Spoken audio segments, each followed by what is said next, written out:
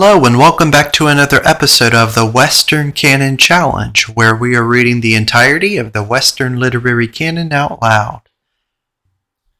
Today we continue our series on Ralph Waldo Emerson, specifically reading the journals.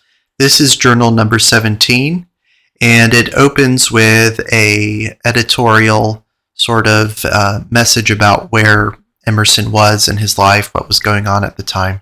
So I'll read that and then continue to the actual entries. Somewhat improved in health, Emerson came to Roxbury at the beginning of the year to take, for a time, a school which Edward's health had obliged him to give up. He taught there during the winter, and in April rejoined his mother in Cambridge in the quote-unquote Mellon House on North Avenue, which afforded a schoolroom. There he gathered his last school, which he taught until the end of the summer. Among his scholars were Richard Henry Dana and John Holmes. See Morse's Life of Richard Henry Dana, page 5, and Holmes's Life of Emerson, page 50. January 8, 1826. I come with mended eyes to my ancient friend and consoler. Has the interval of silence made the writer wiser? Does his mind teem with well-weighed judgments? The moral and intellectual universe has not halted because the eye of the observer was closed. Compensation has been woven to want, loss to gain, good to evil, and good to good with the same industry and the same concealment of an intelligent cause. And in my joy to write and read again, I will not pester my imagination with what is done unseen, with the burden that is put in the contrary scale, with the sowing of the death seed in the place of the nettle that was rooted up. I am a more cheerful philosopher, and am rather anxious to think Oromazdas than to fear Ahriman.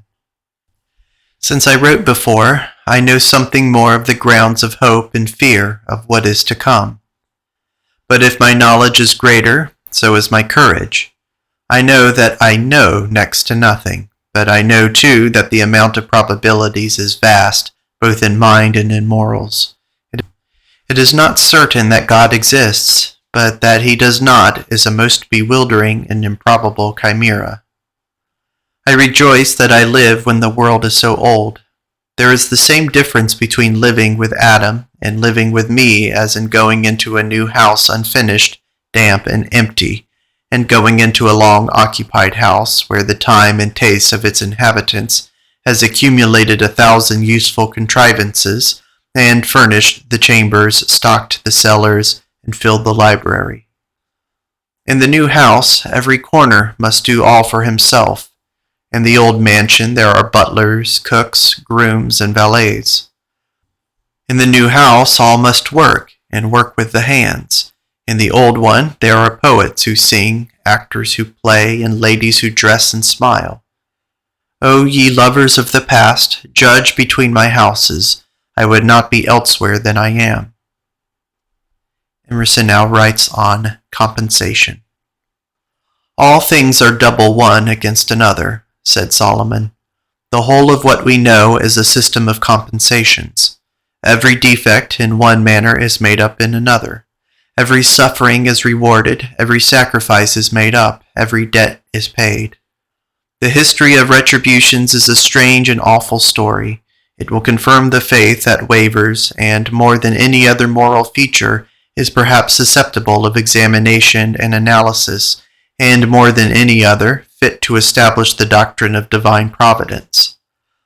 I have seen, all men in the common circumstances of society may see, the thrift, cold-blooded and hard-hearted thrift, that was wrought out for itself its own reward, men and women that set out to be rich, that sold their body, its strength, its grace, its health, its sleep, yea, and sold their soul, its peace, its affections, its time, its education, its religion, its eternity, for gold.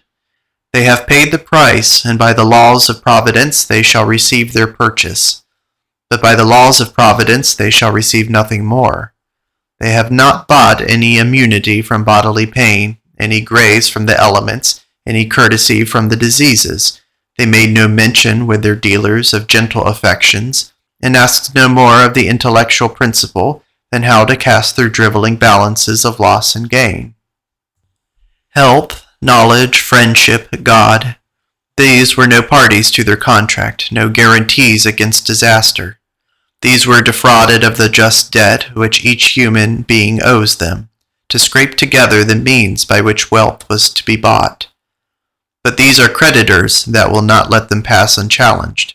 They have asked no protection against the evils of life, and God has left them naked to them.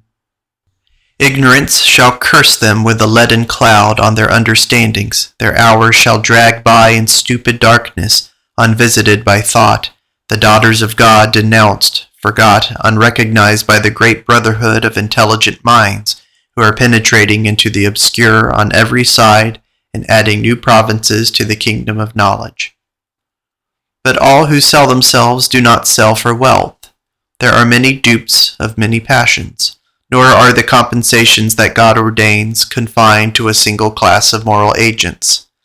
To come nearer to my design, I will venture to assert that whilst all moral reasonings of necessity refer to a whole existence, to a vaster system of things than is here disclosed, there are nevertheless strong presumptions here exhibited that perfect compensations do hold, that very much is done in this world to adjust the uneven balance of condition and character. There are certain great and obvious illustrations of this doctrine which lie on the outside of life, and have therefore been always noted. That prodigality makes haste to want, that riot introduces disease, that fearful crimes are hunted by fearful remorse, that the love of money is punished by the care of money, that honest indigence is cheerful, that in fertile climates the air breathes pestilence, and in healthy zones there is an iron soil, that whilst the mind is in ignorant infancy, the body is supple and strong. When the mind is informed and powerful, the body decays.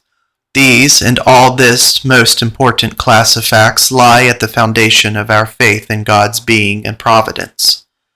I say that sin is ignorance, that the thief steals from himself, that he who practices fraud is himself the dupe of the fraud he practices, that whoso borrows runs in his own debt, and whoso gives to another benefits himself to the same amount. Our nature has a twofold aspect, towards self and towards society. In the good or evil, the riches or poverty of a man is to be measured, of course, by its relation to these two. And in the view of individual unconnected character, as a moral being having duties to fulfill and a character to earn in the sight of God, am I impoverished that I have given my goods to feed the poor, that I have hazarded half my estate in the hands of my friend in yielding to calls of moral sentiment, which made a part of my highest nature? Am I the richer in my own just estimation, that I have unjustly taken or withheld from my fellow man his good name, his rights, or his property? Am I the richer that I have tied up my own purse and borrowed for my own needs of the treasure of my friends? Shall I count myself richer that I have received 100 favors and rendered none? Myself, the man with the breast, am the sole judge of this question, and there is no appeal from the decisive negative. The daily mistake of thousands and tens of thousands who jump to make any pitiful advantage of their neighbor must not be quoted against this tribunal. It is not the true estimate of a man's actual value that is made from the balance of figures that stand in his favor on his ledger. This is to be corrected from the book of life within him. If it is the reward of honest industry and skill, to which said the ancient philosopher, the gods have sold all things, his estimate is correct. His doings are respected in heaven and in earth. Each man knows what is his just standing, whether he is indebted or whether he has rendered others rich and happy. We have, we trust, made it apparent that in the aspect of self, our doctrine, that nothing in the intercourse of men can be given, is sound. The doctrine is no less true, no less important in its respect to our social nature. If a man steals, is it not known? If he borrows, is it not known? If he receives gifts, is it not known? If I accept important benefits from another, in secret or in public, There arises, of course, from the deed a secret acknowledgment of benefit on his part, and of debt on mine, or in other words, of superiority and of inferiority. A letter to Miss Emerson, January 1826. The name of Hume, I fancy, has hardly gathered all its fame. His essays are now found all over Europe, and will take place doubtless in all prurient bosoms of all other freethinkers of England or France. German theology will prop itself on him, and suggest to its lovers a sort of apology and consolation in his mild and plausible Epicureanism. He is one of those great limitary angels to whom power is given for a season over the minds and history of men, not so much to mislead, as to cast another weight into the contrary scale in that vast and complex adjustment of good and evil, to which our understandings are accommodated, and through which they are to escape by the fine clue of moral perception. For me, I hold fast to my old faith that to each soul is a solitary law, a several universe. The colors to our eyes may be different, your red may be my green. My innocence to one of more opportunity shall be guilt. To one age, in like manner, Christianity is a stern dogmatical and ritual religion, but it answers their prayers, and does also fulfill its divine purposes. To the next generation, it is a gentle and intellectual faith, for its disciples are men of minds and manners, and it likewise doth God's will to them. New England is now the most reading community in the world, and of course has the love of knowledge and lust of change.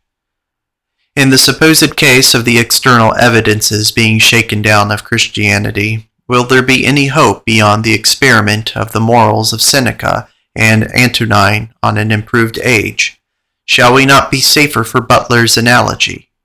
Supposed we lose our hold on foundations of Christianity, would there be nothing satisfying in esteeming it also a great permitted engine of most exact and benign adaptation to the wants of many past ages, and so yielding to an offensive aphorism, that what is absolutely false may be relatively true? Judgment must be measured to a man of Baghdad on a compound regard to the law of conscience and the law of Muhammad. If the secrets of external nature were disclosed, there were no science to discipline our minds.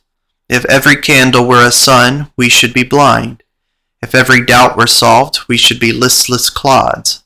Presently the door will be unbolted at which we daily knock, and some of us shudder. Emerson speaks on greatness. It is doleful consolation to those who aspire in vain to see how imperfect is greatness. Bonaparte, finding his greatest felicity in a bed. Byron attributing his poetic inspiration to gin. Charles XII dozing and boasting away an insignificant manhood in the provinces of Turkey. Richard III is respectable when he says, quote, "Slave, I have set my life upon a cast, and I will stand the hazard of the die." End quote. Whoso, alas, is young, and being young is wise, and deaf to saws of grey advice, hath listened when the muses sung, and heard with joy when on the wind the shell of Clio rung. Emerson speaks on the Sabbath. The Sabbath is a respite from the importunacy of passion, from the dangerous empire of human anxieties, a pious armistice in the welfare of the world, a point of elevation like the Pisgah of the man of God, an observatory whence we measure backward the wilderness we have traversed, and forward the interval that is yet to be trodden by us ere the solemn shadows descend upon our path, beyond which the magnificence of other worlds is towering into the distance. Emerson speaks on the slave trade. To stop the slave traffic, the nations should league themselves in indissoluble bands, should link the thunderbolts of national power to demolish this debtor to all justice human and divine. Here are some verses by Emerson. Ah, fate! Cannot a man be wise without a beard? From east to west, from Beersheba to Dan, pray, was it never heard that wisdom might in youth be gotten, or wit be ripe before 'twas rotten. He pays too high a price for knowledge and for fame who sells his sinews to be wise, his teeth and bones to buy a name, and crawls half dead, a paralytic, to earn the praise of bard and critic. Is it not better done to dine and sleep through 40 years, be loved by few, be feared by none, laugh life away, have wine for tears, and take the mortal leap undaunted, content that all we asked for was granted? But fate will not permit the seed of gods to die, nor suffer sense to win from wit its guardian in the sky. Nor let us hide, whate'er our pleasure, the world's light underneath a measure. Emerson speaks on rulers. Who are the real sovereigns of Britain and France? Not surely the simple gentlemen that are kept in the palaces and produced on state occasions with gaudy frocks and baubles on their heads, or in the hands, and saluted in the smooth old title of king. Surely these are not they who act most powerfully on the fortunes and the minds of the British and the French, but Scott and Mackintosh and Jeffrey and Laplace. These are the true de facto sovereigns who rule in those countries. They never affect the airs nor assume the trappings of vulgar majesty, but they receive the secret and open homage of all classes. They command feelings, determinations, and actions. Pulchrum est laudari a laudato viro. Newton said of Coates, if he had lived, we should have known something. Emerson speaks on fitness. I am pleased with every token, however slight, in nature, in institutions, in the arts, of progressive adaptation to wants. The men of Switzerland cover their houses with shingles of the larch tree, which in a little time give out their pitch to the sun, and fill up every joint so that the roof is impervious to rain. Emerson speaks on the wind. The wind, who is the great poet of the world, sings softer measures on summer eves in groves and gardens, and hoarser and sublimer music in mountains and on the desolate sea. Ralph Waldo Emerson to Miss Emerson. Madame, you have received the boding letter I writ from Cambridge concerning German faith. I am anxious to have sight enow to study theology in this regard.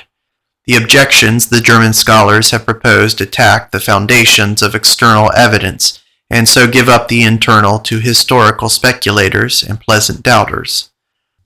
The eager appetite for novelty that rages among us undieted, uncloyed by religious establishments and venerable abuses, will not stand on ceremony with any name or form or fact by whatsoever men or prejudices hallowed when its genuineness is denied. There will be to good men henceforward a horrid anticipation, when the majestic vision that has for ages kept a commanding check upon the dangerous passions of men, has riveted the social bonds and brought forward so many noble spirits and prodigious benefits to the help of struggling humanity, shall roll away, and let in the ghastly reality of things. Regard it as a possible event, and it is the prospect of a dark and disastrous tragedy. These great Eleusinian mysteries, which have hoarded comfort from age to age for human sufferings, the august founder, the 12 self-denying heroes of a pious renown, distancing in moral sublimity all those primeval benefactors whom ancient gratitude deified, the apostles whose desiring eyes saw little luster on earth and no consolation but in extending the victories, the moral victories of the cross, the martyrs who had found after so many sensual ages and a faith for things unseen and a moral intellection more than a compensation for the lust of the world and the pride of life. And after all these, and better even than all these, the boundless aggregate of hearts and deeds which the genius of Christianity touched and inspired, the violence of fiery dispositions to which it has whispered peace, the antidote it has administered to remorse and despair, the Samaritan oil it has poured into wounded hearts, the costly sacrifices and unpurchasable devotion to the cause of God and man it has now for 18 centuries inspired, all these must now pass away and become ridiculous. They have been the sum of what was most precious on earth. They must now pass into the rhetoric of scoffer and atheist as the significant testimonies of human folly, and every drunkard in his cups and every voluptuary in his brothel will roll out his tongue at the resurrection from the dead, at the acts, the martyrdoms, the unassailable virtues, and the legendary greatness of Christianity. God forbid. It were base treason in his servants tamely to surrender his cause.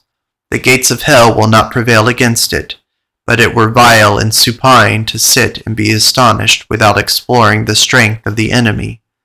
If heaven gives me sight, I will dedicate it to this cause. Patriots turn pale when some paper privilege, some national punctilio, is withheld or disputed to their country, and Christians should not sit still when the honor of their order, no transient institution of one age or of one realm, but the chivalry of the universe, is trampled in the dust. For the love of truth and good, send me your sentiments on this subject. Emerson speaks on reason.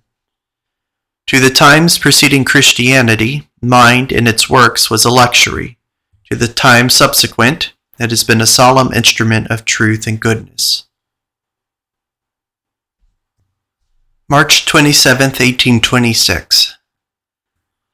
My years are passing away. Infirmities are already stealing on me that may be the deadly enemies that are to dissolve me to dirt, and little is yet done to establish my consideration among my contemporaries, and less to get a memory when I am gone. I confess the foolish ambition to be valued with qualification. I do not want to be known by them that know me not, but where my name is mentioned, I would have it respected. My recollections of early life are not very pleasant. I find or imagine in it a meanness, a character of unfounded pride cleaving to certain passages which might come to many ears that death has not yet shut. I would have the echoes of a good name come to the same ears to remove such imputation. Emerson speaks on Byron. Lord Byron calls circumstance that unspiritual God and miscreator, and what thing is there in the world he has not marred or misplaced by his unwise agency? Emerson speaks on the age of chivalry. After speaking of its glamour and its dark side,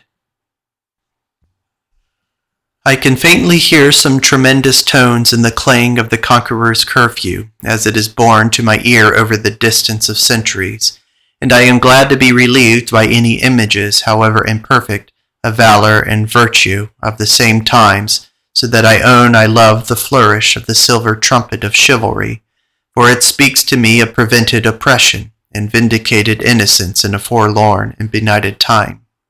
But all I wish to say is an opinion I am proud to owe to my youngest brother, and not to Bacon. It runs somewhat in this wise. Let the fictions of chivalry alone. Fictions, whether of the theorist or poet, have their value as ornaments, but when they intrude into the place of facts, they do infinite injury, inasmuch as it is only by the perception and comparison of truth that we can perceive and enjoy the harmonies of the system of human destinies, which the deities are accomplishing from age to age. Emerson speaks on the world, our teacher, history. I have heard of monks who had grown so silly and deficient under their rule that they shut their eyes. The lean, cowled coxcombs shut their eyes when their mothers and sisters came to see them. We too shall be monks of a more renowned canon of folly, of dullness, if we can without shame take station at our grated window, which commands a prospect of the universe and of the great unmarshalled crowd of all its agents, and shut our eyes upon the eminent and the amiable, on what might please and what might warn us. Why else this complex machinery, these dependent agencies of mind and matter conspiring to bring about the useful effect, to teach us something of other men, running backward to the beginnings of our race? Why the active curiosity which in us corresponds to these contrivances out of us for intelligence? Why, but that it behoved us to know what had been done, that we might acknowledge and exercise the moral affinities which time and space do not affect, that we might sympathize with the eldest and feel that we set an example to the latest man. This is the only unity, the only accord into which the diversities of human condition can be blended. In the error and the rectitude, in the agreeable and distressing events, in the education and degeneracy of so many nations of minds, there runs through all the same human principle in which our hearts are constrained to find a consanguinity, and so to make the registers of history a rule of life. In this way Moses and Solomon, Alcibiades and Bonaparte have existed for me. The fortunes of Assyria, of Athens, and of Rome have not become a dead letter, have not fulfilled their effect in the universe, till they have taught me and you, and all men to whose ears these names may come, all the lessons of manners, of political and religious causes, and of a high paramount providence, which the great scripture of nations' history contains. This is the immortality of moral truth, which is not a vague name, a trumpet flourish, but a thing of incessant activity from age to age. And the errors and successes of Cicero become impelling motives to thousands of men, though now, for 19 centuries, his tongue has been dumb. It is an important observation that though our perception of moral truth is instinctive, and we do not owe to education our approbation of truth or our abhorrence of ingratitude, yet we are not born to any image of perfect virtue. We recognize with faithful readiness the virtue and the vice of action presented to us, but we need a learned experience to enumerate all the particulars that make the whole of virtue. And many a mind, after studying men and books for 20 or 30 years, has found in the story of an ancient hero a quality or color of moral worth which he adds to this image, this growing Godhead within him. I am answerable for whatever wisdom I can glean from the wisdom of Rome, for whatever counsel I can extract from the death of so many heroes and the decline of so many nations. This should shame pedantry. Another letter from Emerson to Miss Emerson, said to my correspondent in Waterford, April 10th, 1826. 'Tis a curious measure to see what a fragment, what a span of time our intellectual history would subtract from life. The oil and wine of existence, the moral and intellectual nature, are grudgingly dealt out by the atom at long intervals of dull sensual pain and comfort. And what reason to suppose it will be otherwise when we get rid of the clay, now that our ancient traditions are tottering to ruin around us? To what good purpose this cumbrous apparatus of good and evil? Sages of all sects answer, 'tis a discipline. These are the gymnastics in which the youth of the universe are reared. But 'tis plain that the bigger part of mankind die in a state of little comparative preparation for high event, for moral sacrifice, for intercourse with angels and ardors, and that all come very far short of their own conception of suitableness to die. Of course, the light of nature countenances the notion of a proper purgatory, of an island between evil and good, where the poor tempest-driven sufferers must perform sad quarantine to purge out the sores of human nature that might infect or offend the society of heaven. I do not apprehend the grounds, if they exist, of believing we shall launch at once into any free and pure element of thought, in which it will be indefinitely quickened in its process and exalted in its tone. For this must come from within, not from without. What external help can be afforded, I have no doubt will be afforded, and this chiefly in two ways: an increased facility of locomotion and of social intercourse, and this at once removes the chief impediments that in this world obstruct our education. When therefore we escape from life, we shall not perchance escape from disappointment, from indolence and the punishments of indolence, ennui, from the frequent sense of incapacity and of immense inferiority. Hope has 1,000 times cheated us here, and we may find reasons now too subtle for our apprehension to be dissatisfied, even with the immense advancement promised us in that uncertain and silent infinity. The whole of truth, it has been nobly said, will not probably be found injurious to the whole of virtue. They will be found to be seal and print. It is the necessary consequence of this doctrine that a great progress of knowledge, and nothing on earth has a title to the name, will be a great progress in goodness.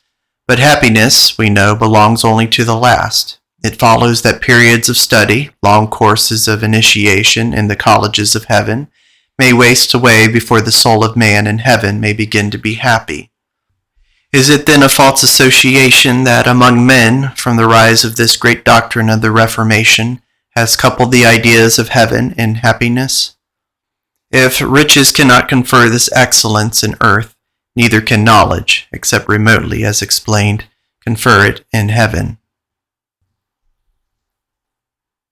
Cambridge, April 12, 1826.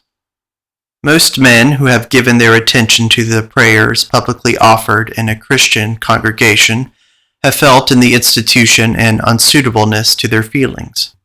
They have found themselves ready, in their own exculpation, to accuse a certain stubbornness of sympathy in their natural disposition, or else their past lives of such discontinuance of the offices of piety as has issued in total incapacity of joining their fellow men in this venerable service.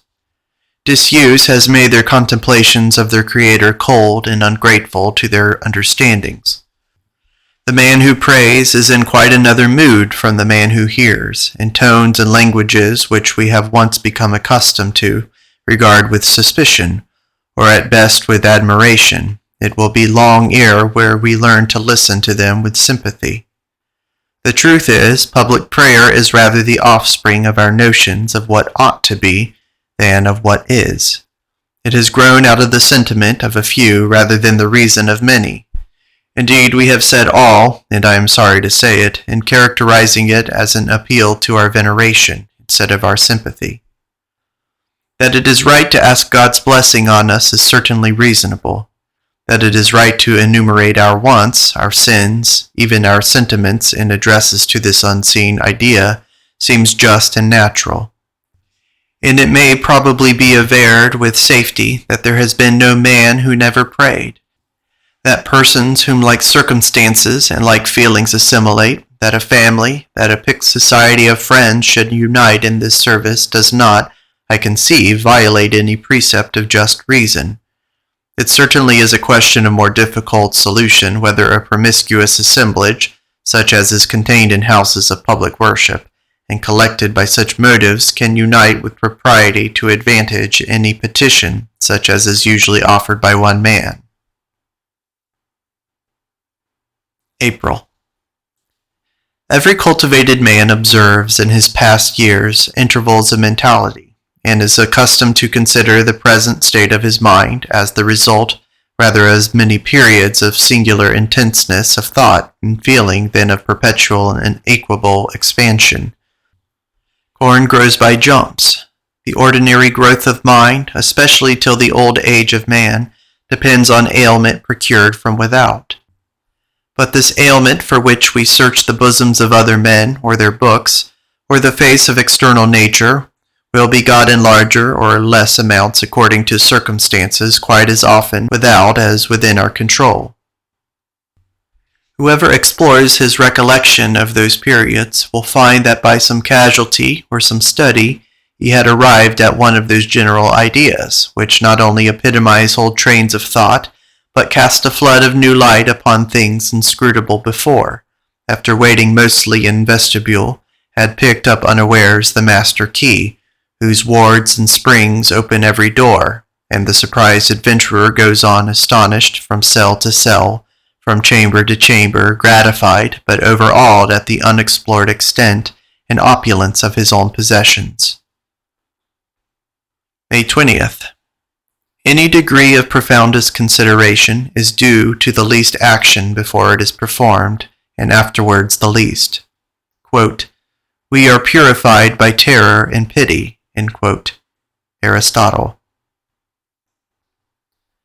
Cambridge, May 28th. Friendship is something very delicious to my understanding.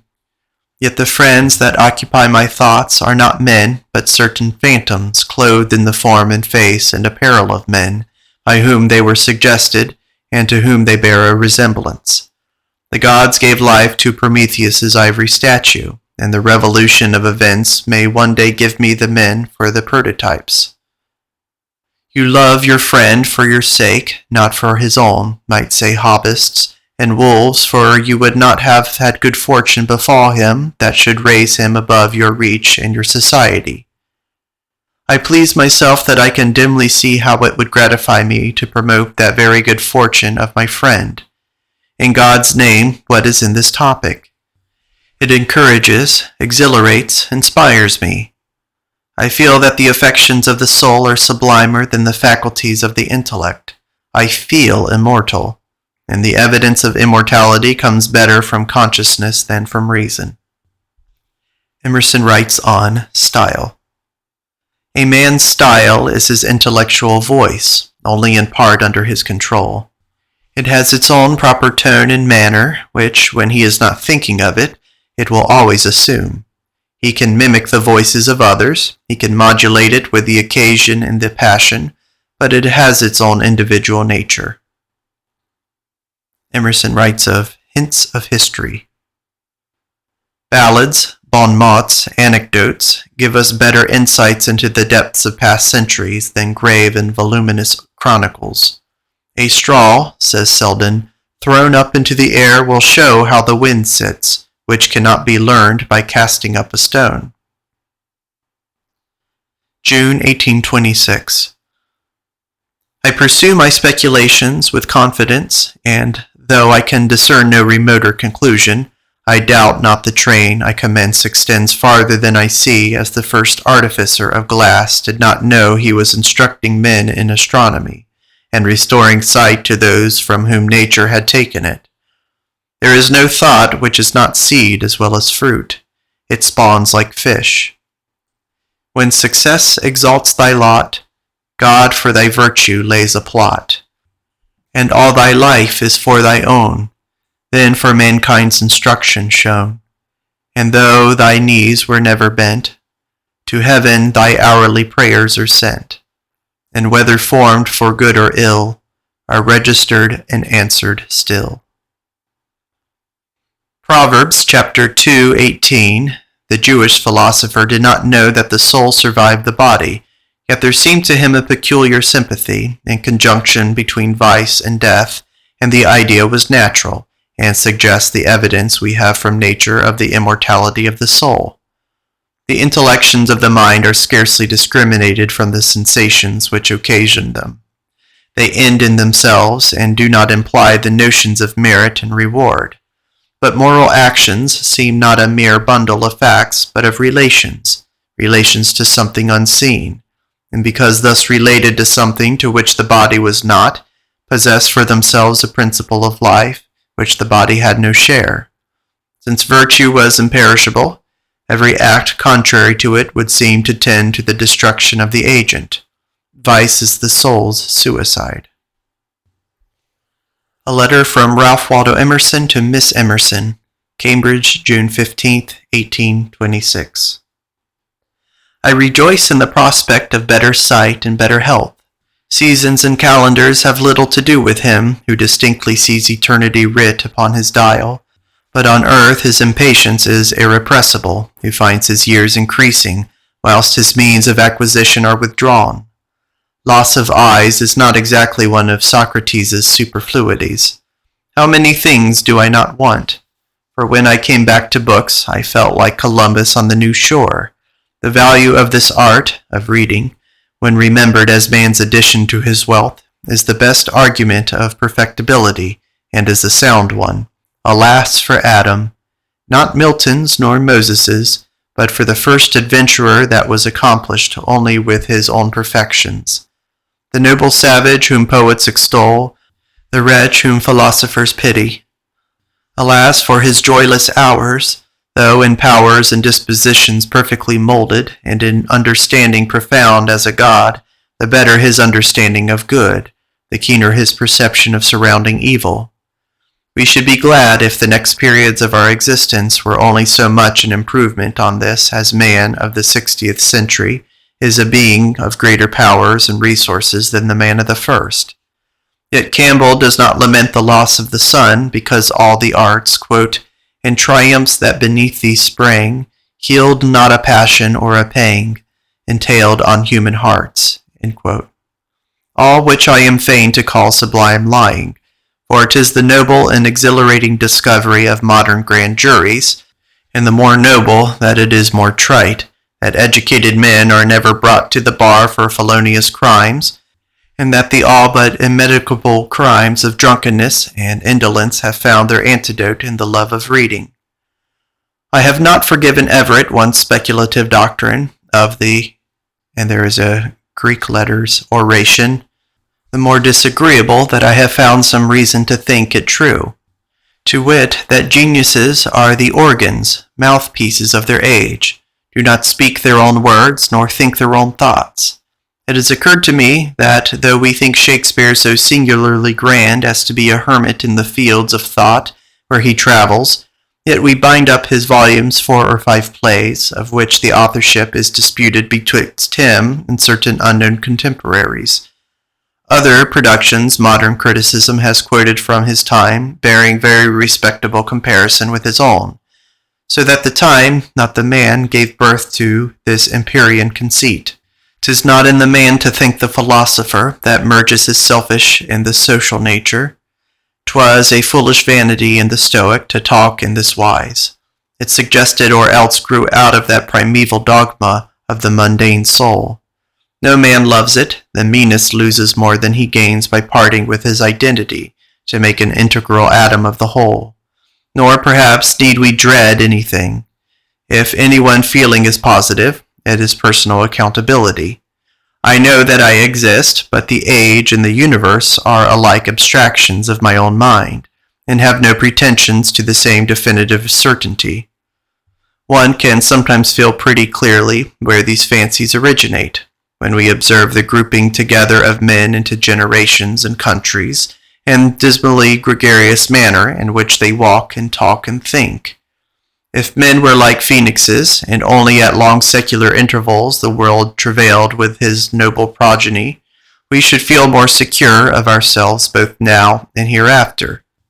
But this fulsome generation, this redundant prodigality of being, whereby they are cast out, clean and unclean, heroes and underlings, by millions, begets a doubt whether the riches of eternity can be as prodigally spent, and whether such immense resources as each one feels his own capacities crave can be furnished from the storehouses of God to every one of the individuals of these inconceivable numbers of systems of life.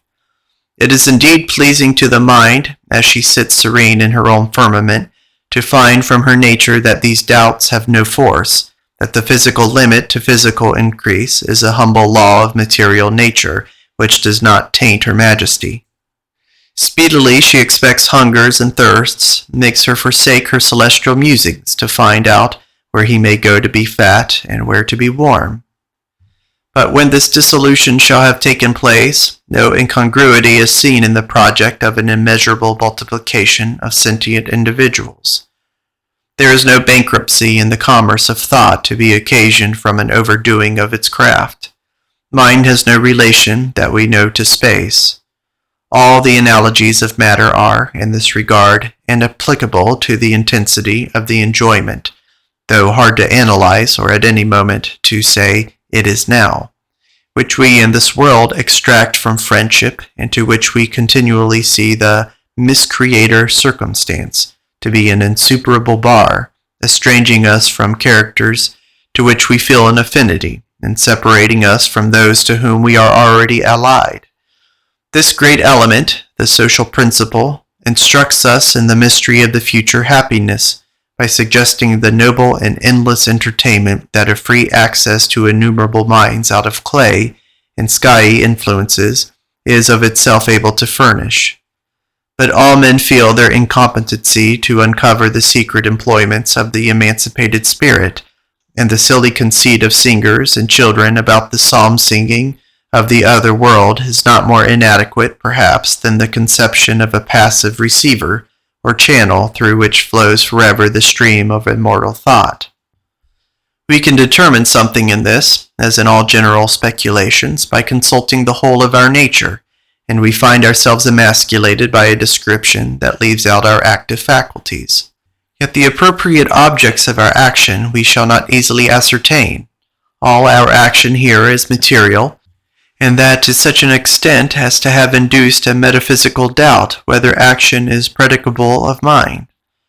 Almost all suffering, exercising the soul's fortitude, is of the body. Indeed, I would submit whether a philosopher subjecting his griefs to rigid analysis will not find them all to be ultimately related to body, unless it be the apprehension of the disesteem of others and of annihilation. Now action and sufferance go hand in hand. Quote, "None can aspire to act greatly, but those who are of force greatly to suffer," end quote, said Burke. And it would seem all our action and passion are of the body.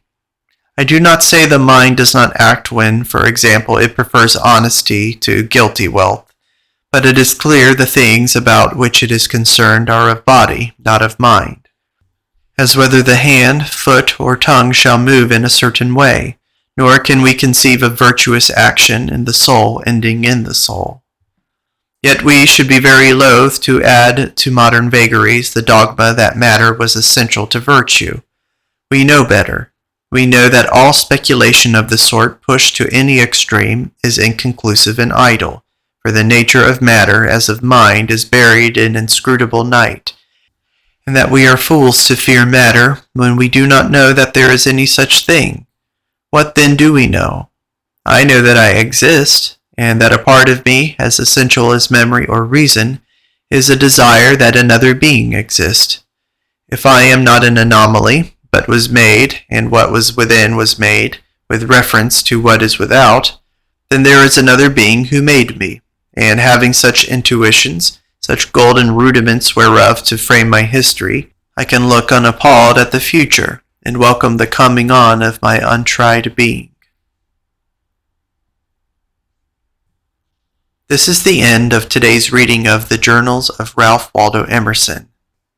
We are still midway through reading one particular set of the Journals of Emerson, and in the next video we will continue that same set with Ralph Waldo Emerson's letter to Miss Emerson, although it is put in question marks if it was really intended for Miss Emerson. And it is dated from June 30th, 1826, when Emerson was living in Cambridge. So in the following video, we will take up right where we left off at that point. So I will see you then. Thank you for listening.